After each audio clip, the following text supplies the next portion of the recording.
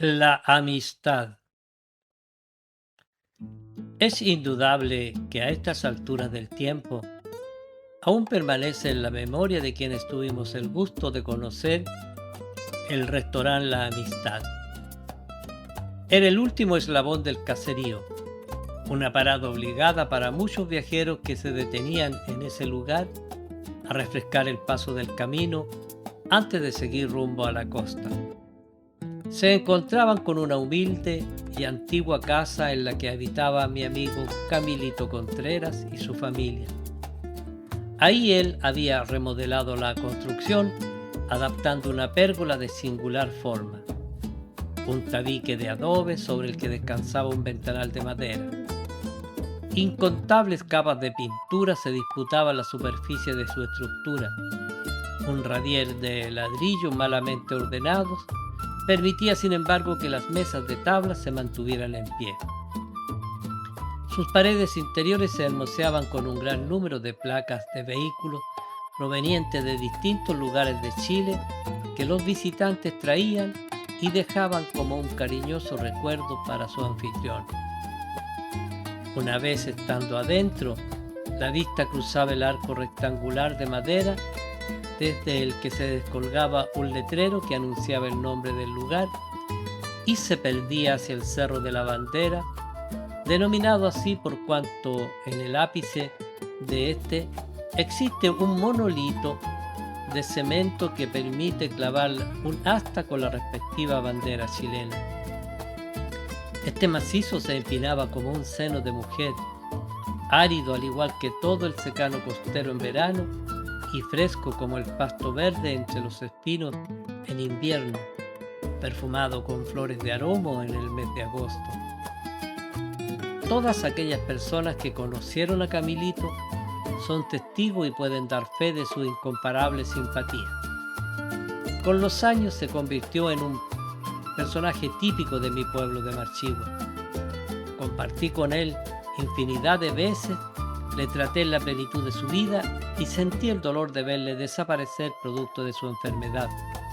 Sin embargo, prevalece el recuerdo grato de su figura de hombre bien dispuesto, su contextura baja y fornida, su cara redonda, pero lo más importante, su particular personalidad, la forma clásica que estilizó para contar sus pintorescas aventuras, pillerías y mentiras.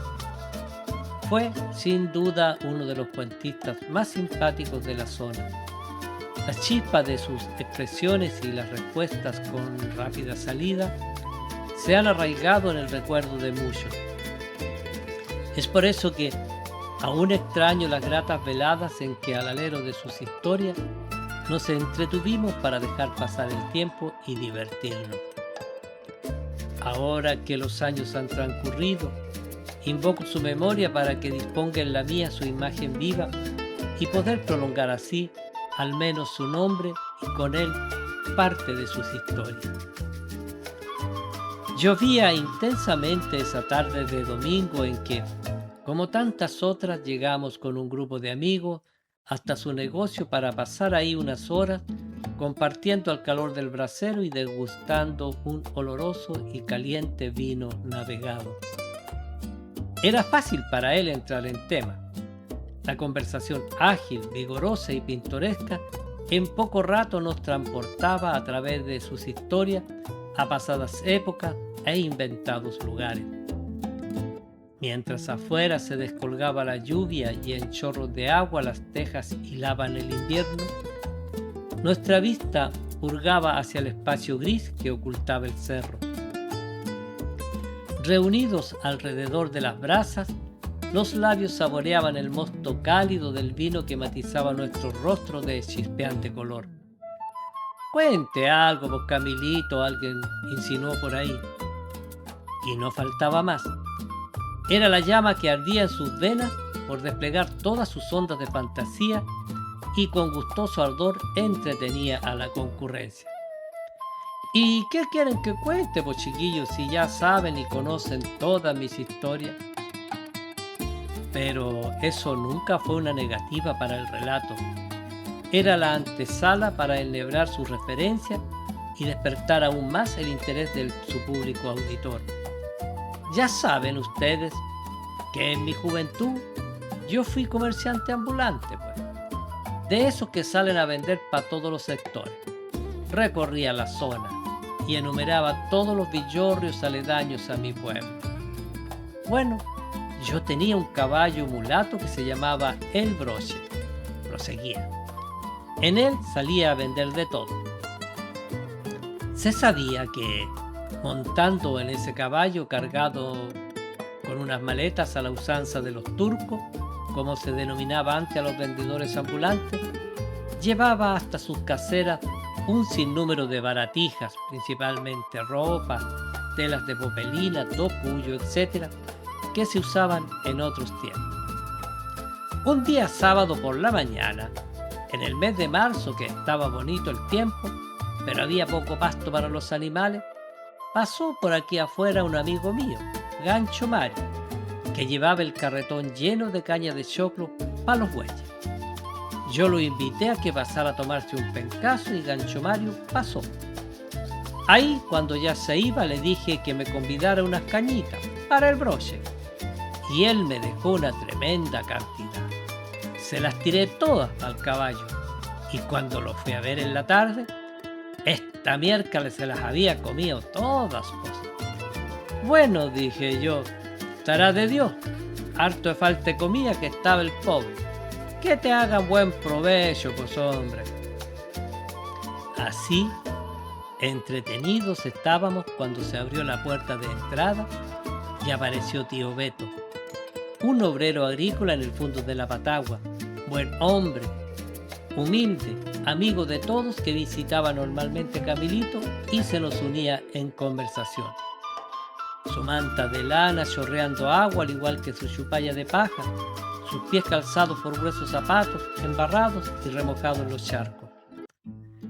Le ofrecimos una taza de navegado que él aceptó con gusto y se sentó junto al brasero mientras sus ropas vagueaban humedad. No quiso distraer más nuestra atención y se dispuso a escuchar el relato, que así proseguía.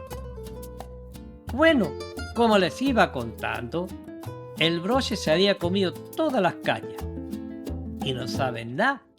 Al otro día, esta miércoles, amaneció tan hinchado que ya se reventaba. No quería pararse el caballero, así que le di unos azotes y le puse la montura. Me fui para los Maitenes ese día. Despacito llegué hasta el cruce donde Colejuego.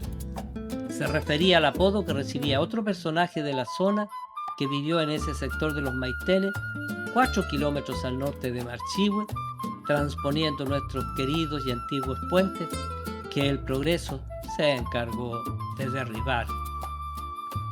No obstante, el relato continuaba. Él me invitó a tomar desayuno, una buena paila con huevos de campo, pan amasado, de esos a toda hoja, y un tazón de café de trigo. Hacía alusión a las comidas típicas de la época. Yo había dejado el caballo amarrado afuera. Cuando salimos, el broche estaba tendidito y se quejaba esta miércoles. ¿Qué le pasa a la bestia Camilito?, como denominaba antes la gente de campo a los animales de tiro y montura. Me preguntó Colejuego. Que no saben años, le comenté. Tiene que estar empastado esta miércoles. Y remarcaba el sinónimo que le daba a su cabalgadura. Ayer le tiré un montón de cañas verdes de choclo y se las comió todas. No se preocupe, me contestó Colejuego. Yo conozco un remedio que le va a hacer muy re bien. Pase para acá y le vamos a preparar una toma que le va a quitar todos los achaques. Y empezó a afanar. A propósito de afanar, dijo tío Beto, ¿por qué no se prepara otro navegadito, Camilito, para pagar la atención de estos amigos concurrentes aquí? Y él, Camilito, por supuesto, como anfitrión, muy solícito se levantaba de la silla, que le mantenía acurrucado con las manos sobre las rodillas, como en un proscenio preparado para la actuación. ¡Espere!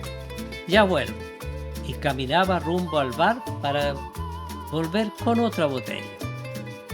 Mientras ocurría que nosotros escuchábamos el relato, uno se olvidaba del ambiente real, de la lluvia que remolineando con el viento golpeaba las ventanas de madera de la pérgola y se concentraba para ser transportado al escenario de sus aventuras. En breve regresaba manipulando el descorchador.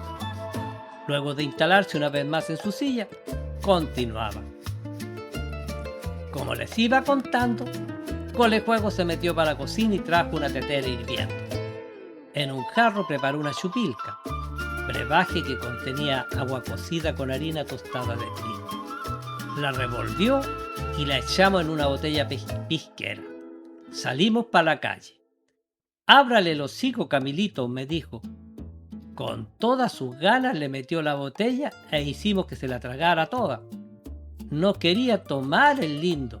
Se refería al caballo, por supuesto. Cuando le hubieron vaciado todo el contenido por la garganta, según nos contaba, el entusiasmado, afanado e improvisado doctor le propuso: «Ahora, Camilito, ayúdeme a pararlo». Entre ambos y a costa de azotes, lograron que la bestia se pusiera en 4 patas. A duras penas el pobre animal lograba mantenerse en pie, resoplaba por la nariz con los belfos abiertos y tiritaba como un perro friolento. «¡Qué caballo de frionera!», exclamaba Camilito en su relato. «Dejamos que pasara un rato para que hiciera efecto el remedio. ¿Y ahora qué? ¿Se irá a mejorar esta miércoles?», le pregunté. «No se preocupe, amigo mío», me respondió Colejuego. Sin duda que la historia llegaba a su episodio más importante y Camilito se restregaba las manos mientras nosotros nos manteníamos expectantes por conocer el desenlace. «¿Qué vamos a hacer ahora, don Segundo?», como se llamaba originalmente el amigo Colejuego, le pregunté. «Súbase y móntelo», me dijo. Obedeciendo esa orden, mientras el doctor sujetaba al caballo por las riendas, Camilito hizo empeño por trepar al animal que se mantenía totalmente inquieto, producto del efecto que con el paso de los minutos estaba haciendo en la barriga del famoso corcel la singular y auténtica infusión que ambos le introdujeron por el gaznate. Sepa Dios qué contracciones sentía el pobre en sus intestinos. Entre retorcijones, forcejeos y gritos, el montaraz jinete logró subir al caballo. Nos hacía imaginarnos el auténtico cuadro y la escena cobraba vida en nuestra imaginación. Nos regocijaba la emoción y saboreábamos con placer cada intervención del anfitrión, quien, sin cortar el hilo de su relato, gesticulaba con sus gordos y fornidos brazos. El hecho es que cuando estuvo arriba, don Segundo le dijo: «Ahora péguele un galope fuerte, Camilito». Acto seguido, y cuando el doctor hubo soltado la rienda, el jinete obedeció la orden a la vez que, rebenque en mano, descargaba un golpe en el anca del bruto, también hundía sus talones en los ijares del caballo. Este, que sin soportar más su incómoda situación de maltratado paciente, giró en una revuelta sin dar tiempo para que el doctor se alejara y, haciendo honor a su primitiva naturaleza, armado como un cañón con el volcán que llevaba adentro, aflojó sus conductos anales, levantó la cola y explotó haciendo erupción con tal presión que desbordó su cráter negro que punzaba abierta e intermitentemente. En tal maniobra de desahogo, entre convertidos movimientos y saltó de lleno, alcanzando al amigo Segundo, que a pesar de rápidos y ágiles brincos, no logró esquivar la ráfaga de perdigones chocleros, batacazo que recibió en pleno cuerpo de la cabeza a los pies. No obstante, el buen jinete, que era Camilito, se mantuvo firme sobre el caballo que, guiado por sus naturales instintos de ubicación, emprendió el galope de regreso como alma que lleva el diablo hacia Marchihue. Ni hombre ni animal hubieran pensado quedarse, toda vez que don Segundo, completamente embadurnado, alzaba los brazos y pateaba el suelo mientras los injuriaba con sus mejores vocablos campesinos.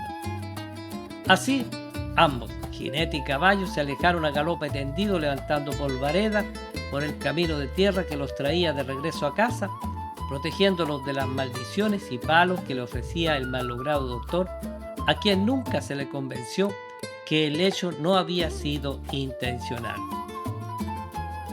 Grandes exclamaciones y risas brotaron de los presentes mientras Camilito se sobaba el estómago, no sé si por emoción o bien simulando los dolores del pobre caballo llamado El Broche.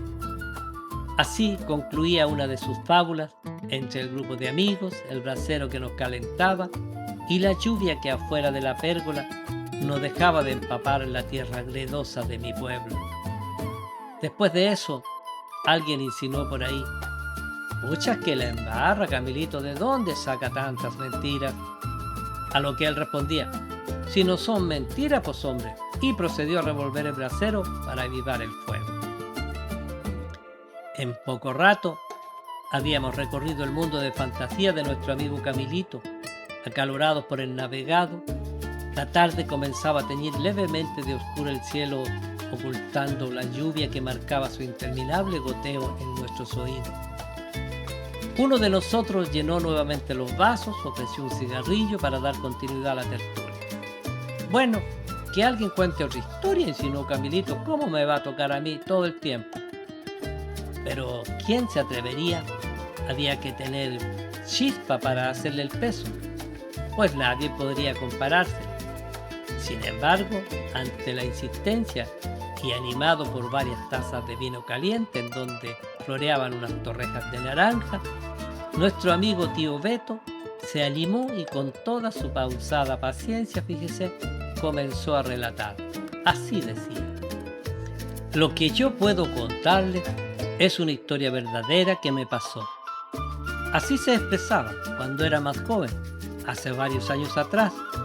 Como saben, siempre me ha gustado salir a cazar conejos con perros chicos, pero que se animen y se metan a la zarzamora para sacar las presas.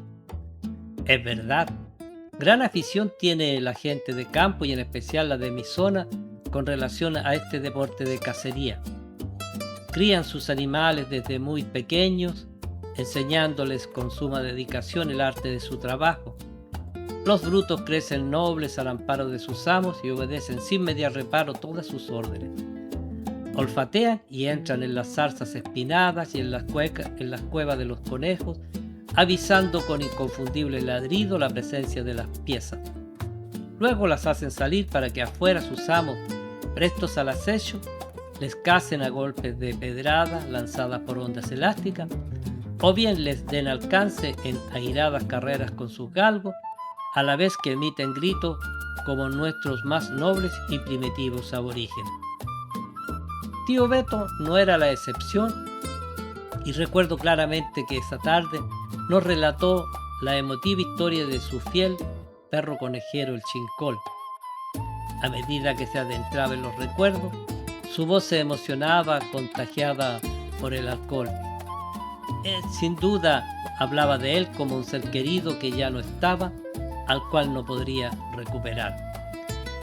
Así manifestaba que cierto día domingo, muy temprano por la mañana, como era su costumbre, junto a un grupo de amigos salieron a los conejos, desde la Patagua hacia el fondo de Piauchén, siguiendo el camino ovejero que comunicaba estos dos sectores, cruzando por el zanjón llamado Cantarrana, un lugar donde había dos hornos carboneros bajo unos grandes y añosos eucaliptos.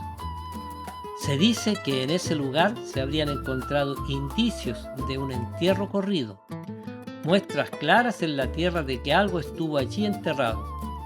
Según cuenta la gente, los antiguos tenían por costumbre enterrar sus valores en cántaros de greda, los que posterior a su muerte, olvidados en el tiempo, se iban cambiando de lugar en busca de alguna persona que realmente mereciera su adjudicación y así pudiera rescatarlos.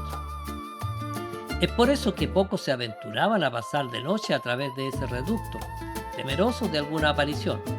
No obstante, de día la gente acortaba camino entre los dos puntos siguiendo tal sendero. A todo esto, tío Beto nos lleva con sus perros por entre los cerros, nos recrea el paisaje de frondosos quillayes y boldos y nos cuenta que una vez terminada la conejeada y entusiasmados por una sabrosa cazuela de pava junto a la embriaguez del vino, apurados por regresar con sol a su casa, dejó olvidado a su querido Chincol que perdió el rastro y se quedó abandonado. Pasó mucho más de un año y con la intención de encontrarlo, volvió de nuevo por esos lugares. Fue así que estando bebiendo en el restaurante de Don René, se topó con una cuadrilla de conejeros. Ahí andaba su perro, que le reconoció en el momento. Por tanto, tío Beto se dirigió al nuevo amo y le dijo: «¿Sabe, amigo? Ese perrito es mío y yo lo ando buscando. Se me perdió hace más de un año. Si usted me lo devuelve, yo le pago la mantención del tiempo». Era su forma de expresarse. Grande fue su sorpresa al sentir la negativa del individuo, pues el hombre se había encariñado con la habilidad del perrito, pero como la intención de tío Beto era recuperar el can a toda costa, apeló a las buenas costumbres de la gente de campo y ante la presencia de otros hombres ideó una apuesta y así le propuso. «Amigo», le dijo, «¿por qué no le sueltan el lazo? Que otro lo suquete. Los dos lo llamamos y con el que se vaya se queda con él». Así lo manifestaba. Se afianzó la apuesta, que fue respaldada por algunos billetes. Intervino otro amigo que cogió al can y ambos hombres se alejaron distante unos 20 metros en el patio del restaurante. A la vez, los dos llamaron al perro, cada uno por el nombre que le tenía. En el instante en que tío Beto pronunció: «Venga acá, Chincolito», el animal se liberó de las manos que lo sujetaban y corrió hasta su dueño original, moviendo el choco de su cola, dando brincos y, sintiendo el chasquido de los dedos de tío Beto, este saltó hasta sus brazos y reposó en ellos tiritando de contento. Se disipó la duda en los testigos que corroboraron la verdadera pertenencia del can.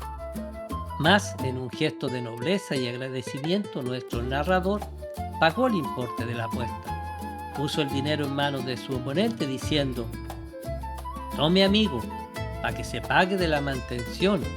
Gracias por cuidarme, Chincolito». Y cogió su morral para regresar como nunca contento a casa. El relator se restregó los ojos húmedos de emoción, alzó un vaso y dijo: «Salud, pues, chiquillo. Esa era mi historia». A todo esto, se nos había entrado la noche y las copas que, con el ardor del vino caliente y las conversaciones entretenidos, nos sentimos llegar. Nos retiramos caminando por el barroso camino. Atrás, oculto en las sombras, quedaba el restaurante La Amistad, con Camilito Contreras y su mundo de fábulas, historias y mentiras. Hoy, cuando ya no está con nosotros, cada vez que paso frente al sitio de su casa, veo con triste resignación cómo tanto su morada como la pérgola fue demolida. No obstante, ese hecho no impide que le recordemos con extremado cariño guardado en el fondo de nuestros corazones. Yo me pregunto hoy día, ¿en qué aventuras andará Camilito siendo parte de otro mundo toda vez que ya no está con nosotros?